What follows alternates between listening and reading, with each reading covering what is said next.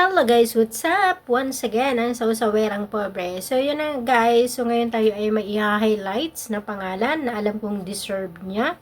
So guys, paki-support ng aking channel. So sana panoorin nyo hanggang dulo. Thank you.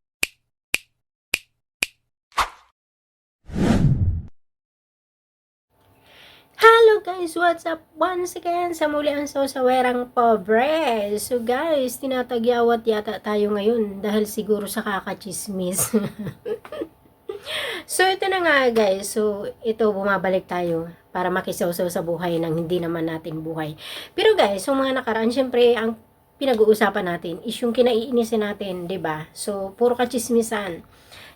Ngayon, ang ating tatalakayin ay isang taong may puso sa pag-charity, no? So, kaya deserve din talaga niya na mai-highlights ang kanyang pangalan. So, especially ngayon na nangangailangan siya ng tulong. So, ito na nga guys, huwag na natin patagalin. Walang iba kundi si Mr. Bentiboy. So, si Mr. Bentiboy ay isa din talaga yan sa hinahangaan ko. Isa din talaga sa hindi ako nagpapalya panoorin ang kanyang mga video kasi nakakatuwa din ang kanyang pagtulong kasi nakikita natin yung yung Kuya Bal sa kanya, no? Isang loyal sa Kalingap, saka isang member ng Kalingap na masasabi natin is loyal talaga siya. So, nandun yung loyalty niya sa Kalingap. Hindi kagaya sa iba dyan, antay na ngayon, nag-promise noon, hindi kami magbabago, nako si Kuya Bal, ganito, ganito, ganyan. Pero ngayon asan? Ayan, sila na yung nag-uumpisa ng kaguluhan kasi naging antay na. So, kaya itong mga hindi talaga natitinag, hindi nadadala doon sa mga issue at talagang ang loyalty sa Kalingap, deserve talaga nila yan na suportahan. Kaya si Mr. Bentiboy, suportahan natin kasi totoo din ang kanyang pag-charity. Nakapapanood natin yan sa mga video niya, no? So, yung mga lola na matagal na natin hindi napapanood, so na-update tayo dahil kay Mr. Bentiboy. So, yun na nga, guys. So, bago tayo magpatuloy ng kwento, syempre magbigay muna tayo ng konting detalye tungkol kay Mr. Bentiboy, no? So, bakit nga ba siya naging Mr. Bentiboy? So, itong alam ko na kwento. Hindi ko alam kung ano yung alam nyo na kwento. Ang alam ko na kwento, kaya siya naging Mr. Bentiboy. So, parang yun ang signature niya kasi doon sa pag-iipon niya ng 20. So, napanood ko yung video niya nung mga panahon na yun na marami siyang naipon na 20, no? Tapos, nung sinira niya na yung, yung pipe na doon niya hinuhulog yung mga 20, ang dami nun. So, di ko alam kung nasa 30 plus or hundreds. Parang something na ganun. Pero alam ko doon niya kinuha yung pangalan na Mr. Bentiboy. Kasi noon nga, nung nag-uumpisa pa lang siya, namimigay siya ng 20. Yung pa lang ang kaya niya ibigay 20. Pero ngayon kahit pa paano naman siguro, malaki na yung naibibigay ni Mr. Bentiboy. Hindi na lang 20, no? So, dahil yun sa pagsusumikap niya at dahil yun sa totoong puso niya. Kasi nakikita ko sa kanya yung Kuya Bal. Kumbaga naka-align din yung puso niya talaga sa pag-charity, sa pagtulong na hindi gaya-gaya, sa pagtulong na hindi yung intention magkaroon ng sponsors, doon sa magpajikas na maraming magpalipad. Parang hindi ko yata nakita kay Mr. Bentiboy yung mga bagay na yan. Kaya hinahangaan ko talaga siya kasi basang-basa ko yung puso niya, ramdam ko yung puso niya na ala Kuya Bal siya. Hindi kailangan talaga na magpasikat sa pagtulong, 'di ba? Kasi kahit na sa simpleng pamamaraan, sa simpleng pag-abot, basta totoo sa puso, kahanga-hanga 'yon. So isa si Mr. Bentiboy sa masasabi ko na isa siya sa tao na dapat din ipagmalaki as a charity vlogger, no? Kasi syempre, nagkaroon din siya ng issue, pero hindi siya natinag. Hindi siya naging antay. Diba? Hindi siya kagaya dun sa iba, na kunting sigo lang. Naku, antay na kami. Diba? So, goodbye, Kuya Bal. Pero si Mr. Bentiboy, loyal siya. So, andoon sa Kalingap yung loyalty niya, kaya deserve din talaga niya yung suporta nating mga sumusuporta kina Kuya Bal. So, isa ako doon. Isa ako doon sa hindi ako pumapalya sa panunood ng kanyang mga video kasi, syempre, yung mga tinutulungan niya talaga nga naman hanggang ngayon inaalalayan niya yung mga depression, may mga depression kagaya kay Casey, na talaga naman yun ang lagi natin mapapanood, yung pag-alalay niya kina Casey, saka sa lula ni Casey, kina Robelin, tapos dun sa mga seniors, dun sa mga lula natin na matagal na natin na hindi napapanood. So dahil sa kasipagan ni Mr. Benty-Boy, nababalikan niya yun. 'Di ba? So nagkakaroon tayo ng mga update dun sa mga lula na hindi na nababalikan ni Kuya Bal dahil sa sobrang busy ni Kuya Bal, ni Kalinga Prab. So siyempre hindi na nila kaya yun.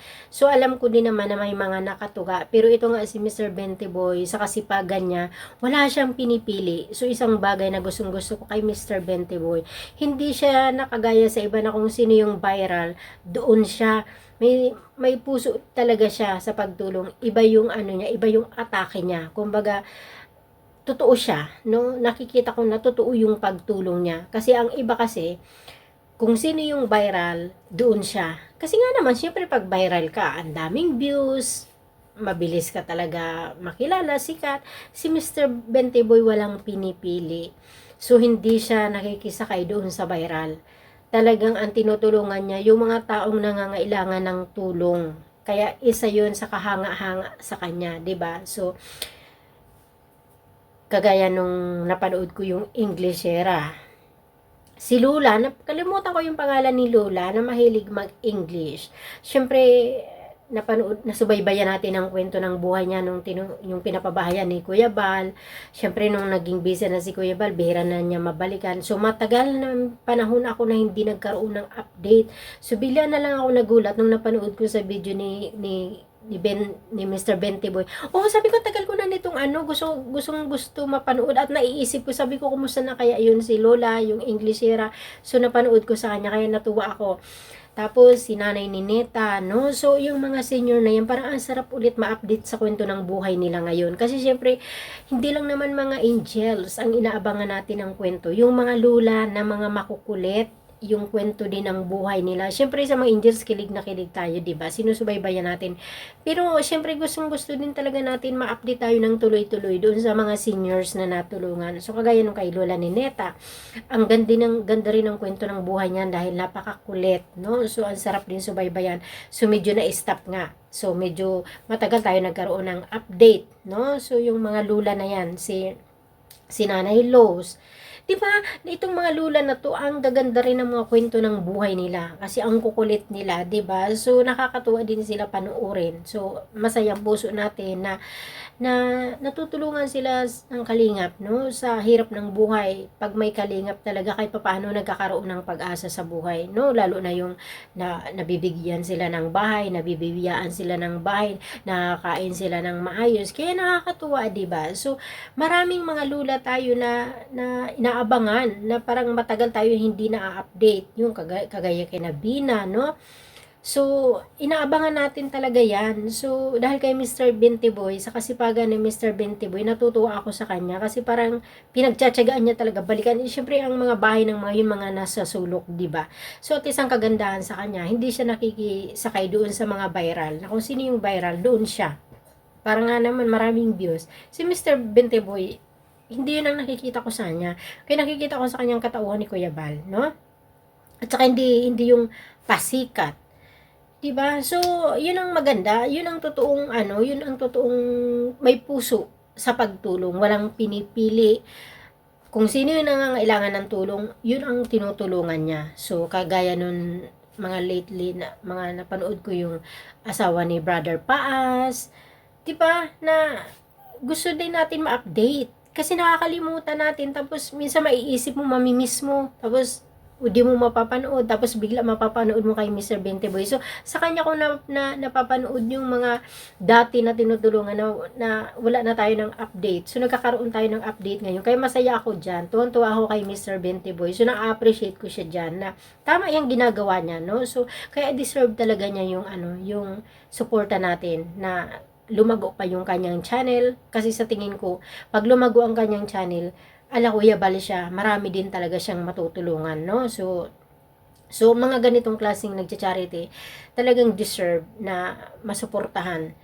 lumago ang kanyang channel, magkaroon sila ng mga revenue, para kahit papaano, syempre nga naman, pag wala kang revenue, pag wala kang pera, so paano ka naman makakaabot ng tulong, di ba? So, mas maganda rin naman talaga yun, yung maraming sumusuporta, para kahit papaano, marami din silang matulungan, kasi ang daming nangangailangan sa atin, no? Ang daming mahihirap na nakaka-proud yung mga ganitong nag-charity na may mga puso, na kahit papaano, naaabutan sila ng tulong, di ba? So, kaya nga ako, sa totoo lang, ngayon sa pinagdadaanan ni Mr. Benty Boy, ang bigat sa puso kasi ramdam ko yung bigat ng kanyang pinagdadaanan kasi dumaan ako sa ganyang pagsubok ng buhay na for how many years na parang yan na lang ang hinarap ko sa buong buhay ko ng pagtatrabaho ko, na hanggang ngayon dala-dala ko pa rin, hinaharap ko pa rin, hindi ko pa rin matapos-tapos ang problema na yan financially. Doon ka talaga malulubog sa problema, doon ka malulubog sa pera pag mga ganyang klaseng sakit.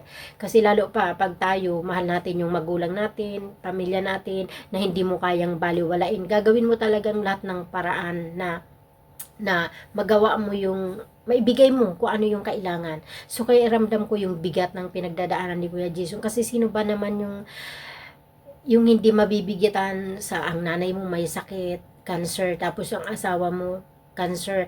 Nagulat nga ako sa kwento ng buhay ngayon ni Kuya Jason, na akala ko hindi pa sila hiwalay na mag-asawa, hiwalay na pala sila. So, tahimik siya, 'di ba? So, hindi siya yung tao na pag may mga personal na ayan, ikukwento na diyan sa So, at least siya, alam niya yung ginagawa niya, nakasiparate ang personal na buhay niya doon sa pag-charity. Hindi kagaya sa iba na may konting problema, ayan, magpaparinig ng GCash, maghahangad ng sponsors. At least si Kuya Jason, talagang makikita mo yung effort niya talaga, makikita mo yung pagsisikap niya talaga, no? So, kaya nakakabilib. Kaya sabi ko nga, deserve niya i-highlights ang pangalan. Deserve niya talaga na ipagmalaki, deserve niya talaga na ipakilala si Mr. Benty Boy, no? So, kaya doon ako natutuwa sa kanya, touch na touch talaga yung puso ko. Kaso nga lang talaga is wala akong kakayanan magpaabot ng financial, kaya sabi ko sa paraan na ganito, yung parang gusto ko makatulong na mai-highlights yung kabutihan niya, yung pag-charity niya, na matulungan siya ng mga viewers, no? Hindi man tayo makapag-abot ng cash sa pangangailangan niya ngayon, at least kahit papaano sa ganitong paraan masuportahan natin si Mr. Benty Boy. So, yun na nga, sabi ko nga, ang kaibahan lang lalaki si Mr. Benty Boy, babae ako. Pero syempre sa pagdating sa pangangailangan, walang pinagkaiba yun kasi parehas nangangailangan ng pera. Pero one thing na nakakatuwa kasi nasa kalingap. Para sa akin kasi, pag nasa kalingap ka, pag may mga ganitong problema sila, kahit pa paano magaan kasi may dadamay. Si Kuya Bal, si Kalinga Prab, nakita naman natin na laging to the rescue yan. So, nakita naman natin doon sa vlog ni Kalinga Prab, kahit pa paano, di ba, hindi nagdalawang isip magbigay ng tulong. Sina Ate Pea, ayan, nakalalay sina Kuya Bal. Napakaswerte mo kapag ikaw nasa Kalingap sa ganitong problema, although mabigat kasi syempre hindi mo naman yan pwede umasa, pero kahit pa paano may lalapit sa'yo ng tulong, may masasandalan ka, kasi alam ko hindi pababayaan ni na Kuya Bal, ni Kalinga Prab, si Mr. Benty Boy, kasi malapit din talaga siya sa Kalingap at napaka-loyal din talaga niya kay Kuya Bal, no? So, hindi kagaya doon sa iba na ang bilis maging antay, kunting sigo lang, kunting tapik lang sa ayun, antay na, nawala na yung mga promise na si Kuya Bal ganito, tinulungan kami ni Kuya Bal, kunting lang, nakalimot na sa lahat-lahat. Pero iba ang Mr. Benty Boy.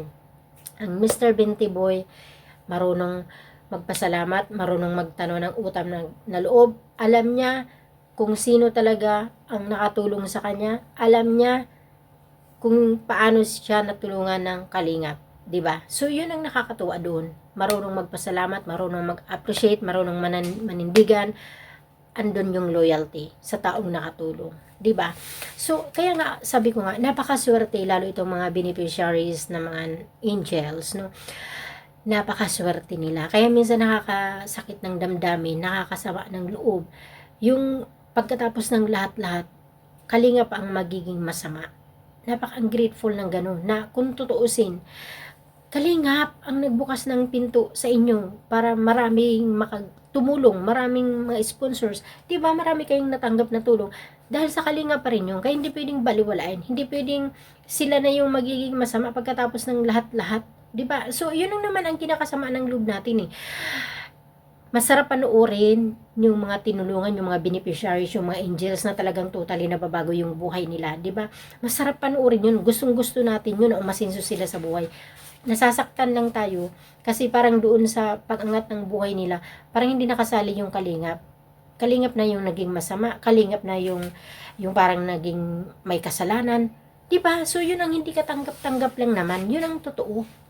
Kaya tayo nasasaktan. Kasi parang bakit na out sa pera ang kalingap na samantalang sila yung nag-umpisa, sila yung naging daan para mabago yung buhay. 'Di ba? So kaya nga sabi ko, itong mga angels na to, napakaswerte nila kasi nung mga panahon na ako, talagang doon ako sa sa pagsubok na grabe, yung hirap na hirap ka ng mga kabataan mo kahit na pag-aaral, ang hirap ng buhay, tapos gusto mo kahit paano may makatulong sa iyo pero wala kang malapitan, wala naman lumalapit na tulong. Kaya napakaswerte nitong mga tao na to, mga angels na to, mga beneficiaries na to, na kusang lumapit yung tulong, kusang lumapit yung biyaya.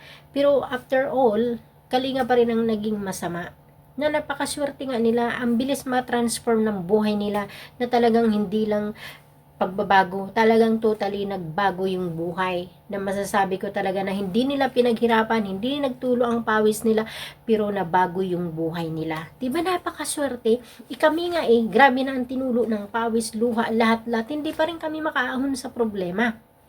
Tingnan mo sila, walang pakapagod-pagod, talaga nga naman nakapag-aral, may bahay, may kinakain, na hindi nila kailangan kumayod ng todo. So, nang dahil lang sa kalingap, maraming blessing silang natanggap, maraming tumulong. Diba? Kaya napakaswerte. Pagka once na kayo is naging beneficiary ng kalingap, asahan nyo na mababago ang buhay nyo. Kasi maraming tutulong. Diba? So, ako nga noon hanggang ngayon, grabe ang pagsisikap ko, wala pa rin. As in, wala pa rin. Kaya sabi ko, sana naging beneficiary na lang ako ng kalingap. Sana isa ako sa natagpuan ng kalingap. Diba? Walang kahirap-hirap. Totally, mababago yung buhay mo. Pero yung masakit lang doon, imbes na pasalamatan, sila pa yung nagiging masama. Yun ang hindi ko maintindihan, yun ang hindi ko mag-gets. Bakit? So, ito na nga, balikan natin yung kwento ng buhay ni Kuya Jason. Yun na nga, sabi ko nga, damang-dama ko yung bigat ng sitwasyon ngayon ni Kuya Jason. At least nga si Kuya Jason ngayon, kahit pa paano may kalingap, may karamay siya, may ganito siya, may channel siya. Noong mga panahon na ako, as in wala. May mga kamag-anak na iniisip mo na pwede ka tulungan, ang dadamot. Wala kang maasahan, yung talagang iiyak mo na lang. Kasi wala kang magawa Ang bigat. Ang bigat. Na wala man lang lumapit sa iyo ng tulong, wala ka man lang masandalan, wala. Kaya ramdam ko yung bigat, pero sabi ko nga, at least kahit papaano, si Kuya Jason, may kalingap. Pero syempre, si Kuya Jason ang tipo ng tao na hindi pala asa. Kahit papaano, parang gusto niya talaga magsikap sa sarili niya. Mas gusto niya na siya ang makatulong kaysa siya ang tulungan.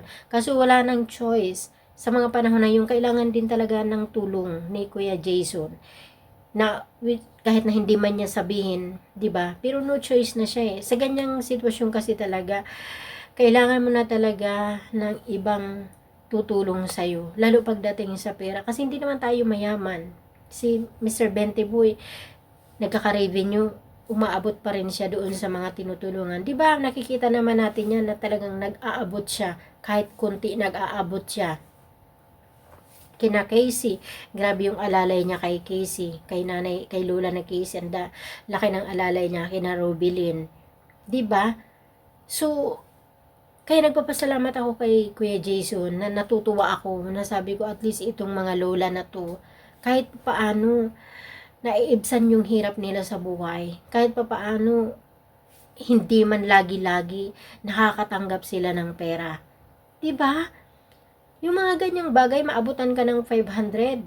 Kahit na lang sabihin natin sa isang buwan, ang sarap na nun sa pakiramdam, kisa doon talaga sa wala kang pang-ulam. Walang-wala ka talaga na ang hirap manghiram, nanghihiram ka na nga, pagdadamutan ka pa. Pinagdaanan ko yung mga ganyang klaseng buhay. May mga kamag-anak ka na alam mong kayang-kaya katulungan, pero ang dadamot. Real talk yan, real talk yan. Ang dadamot. Na parang kamag-anak ka, isipin mo ha, kaya napakaswerte ng mga angels na may mga nag-i-sponsor sa kanila. Imagine niyo to, kahit kunting patak ng dugo, walang ka ano-ano doon sa dugo nila. Ibig sabihin, hindi ka kamag-anak, hindi ka kaano-ano. Pero yung pinaghirapan nila, nagsasakripisyo sila magpakahirap, ibigay sa hindi ka ano-ano. Ako noon, kamag-anak, diba, may daloy ng dugo. Ang damot, hindi ka malang mabigyan ng free. Lalapit ka ng pera, hindi yun libre. Kaya ngayon, sabi ko, nagtatanong ako doon sa mga ibang beneficiaries na sabi ko, hindi nyo pa rin ba talaga kayang pahalagahan yung tulong ng kalingap? Libre, binuksan yung pinto para sa inyo ng libre, ang daming pumasok na blessings, yung kahit malang kunting pagpapasalamat, hindi, ipapatulpo mo pa talaga. Tulpo pa talaga ang deserve nilang return. Yung pa talaga ang dapat nilang matanggap na balik, tulpo. At yung mga iba ngayon na naging antay, na nagsimula ng channel dahil sa kalingap, yung pa ba talaga ang mapapala ng kalingap? Siraan, gawaan ng masamang kwento? Yung pa ba talaga? Grabe no? Grabe. Na in real talk, kahit kamag-anak natin ang dadamot. Pero itong mga hindi ka ano-ano, ayan, pinapayaman ang mga beneficiaries. 'Di ba? Blessing. Kaya naman kahit kunting pasasalamat doon sa nagbugas ng pinto sa iyo, mahirap ba 'yun? Yung pa talaga ang dapat nila matanggap. Masama sila. 'Di ba? So hindi nila deserve 'yun. So nakapagtataka lang talaga, no? Kaya minsan ang dami mo talaga dito mapapatunayan na nandiyan lang talaga sila dahil may intention sila na iba. Pansarili ang intention. Nagkukunwari na para sa pagtulong, no? Kaya ito din, ang iba din na tinutulungan nung mga walang-wala. Nako, grabe magpasalamat na feeling mo talaga ganun ka ano sa puso nila yung pagtanggap ng tulong. Pero after nun, wala na. Wala lang, nabaliwala lang. 'Di ba? So yun ang nakakasama ng loob. Yun ang masakit sa damdamin natin. So ito na nga, so habang pinapanood ko nga yung kwento ng buhay ni Mr. Bentiboy, so syempre ngayon lang niya na-open yung tungkol sa asawa niya, nahiwalay na pala sila, kahit ako nagulat din ako, pero although sabi ko parang hindi ko, kasi dati kahit pa paano naman nagkakaroon tayo ng update sa family ni Mr. Bentiboy, no? Pero hindi naman yan ang pag-uusapan natin kasi hindi naman yan ang issue ngayon. So naramdaman ko lang din at nakita ko din ang kabutihan ng puso niya na despite sa ganitong sitwasyon, may mabuti talaga siyang puso, no? Kaya doon ko nasabi na deserve ni Mr. Bentiboy ang suporta natin, na palaguin din ang kanyang channel, matulungan siya sa financially, lalo ngayon na may mga sakit ang nakapaikot sa kanya.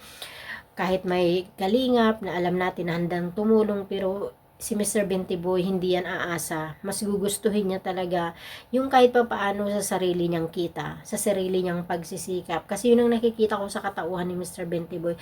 Ngayon sa ginagawa niya, hindi siya nakikisabay doon sa mga viral. Nandoon talaga siya sa mga taong kailangan ng tulong. Yun ang binibidyo niya, yun ang binabalikan niya. Yung mga nanay, yung mga lula na kailangan ng tulong. Hindi yung kung sino yung nagba-viral, doon siya para maging viral din siya. Ibang-iba ang Mr. Bentiboy kung ikukumpara. May puso din talaga siya, no? Na talagang masasabi ko na namana niya kay Kuya Bal. 'Di ba? So deserve niya ang tulong. So sana maka-survive siya sa ganitong pagsubok kasi alam ko, ramdam ko yung bigat. Ramdam ko yung bigat kasi ang hirap hanapin ng pera. na talagang masasabi ko sa buhay ko na hanggang ngayon gustong gusto ko man makatulong, gustong gusto ko man makapag-abot kahit kunting tulong, wala eh. Talagang as in wala, kasi mas kailangan unahin yung sariling problema. Kasi mahirap tumulong na sa pilitan, na ang dami ko dyan napapanood, na kahit kailangan ng pamilya nila, mas inuuna nila ang pagtulong. Tapos sa huli, pagsisisihan nila yon kasi mas pinabayaan nila ang sarili nilang problema. So kung tutulong tayo, unahin muna natin ang sarili nating problema. Kasi mahirap na tumulong ka, sarili mong problema, hindi mo na-solve, ba diba? So, yun lang guys. So, gusto ko lang din pag malaki ang Mr. Bente Boy, kasi deserve din talaga niya yung matulungan siya. Lalo na ngayon sa mga panahon na kailangan talaga niya yung suporta natin na mga viewers, mga taga-suporta. So ako hindi ko din talaga ini-escape ang kanyang mga video kasi ang ganda rin talaga panoorin, kasi yun na nga, sabi ko nga, ina-update tayo doon sa mga lula na matagal na panahon na hindi natin napapanood. Marami, sina Maylin, na kahit sina Maylin may problema, kahit pa paano maganda rin kasi balikan na ma-update tayo sa buhay nila, hindi naman sa kung ano pa man. Yung parang ang sarap na yung naging party ng Kalingap, tapos matagal na panahon din natin napanood, tapos ngayon magugulat ka na lang, napanood mo, ito na pala yung update ng buhay nila, ba diba? So, kaya yun ang natutuwa ako kay Mr. Bente Boy, kasi masipag siya doon sa mga sulok-sulok, no? So, hindi siya dito lang sa viral, kumbaga, binabalikan niya talaga yung dapat balikan. Kaya yun, nagpapasalamat ako kay Mr. Bente Boy na na-update tayo doon sa mga senior, sa mga lola na syempre gusto din natin ulit mapanood. So yun lang, so sana mapagtagumpayan ni Mr. Bente Boy yung kanyang hinaharap ngayon na problema, kasi alam ko na mabigat. So wala man tayo maitulong financially, kahit paano matulungan natin siya sa panonood ng video, na kahit paano ma-provide ang kanyang pangangailangan. So yun lang guys, so thank you for watching, thank you sa pag-subscribe sa akin, thank you sa panunod ng aking mga video kahit nakikisaw-saw lang ako. And then, syempre, wag nating kalimutan, suportahan ng Kalingap. Thank you guys for watching.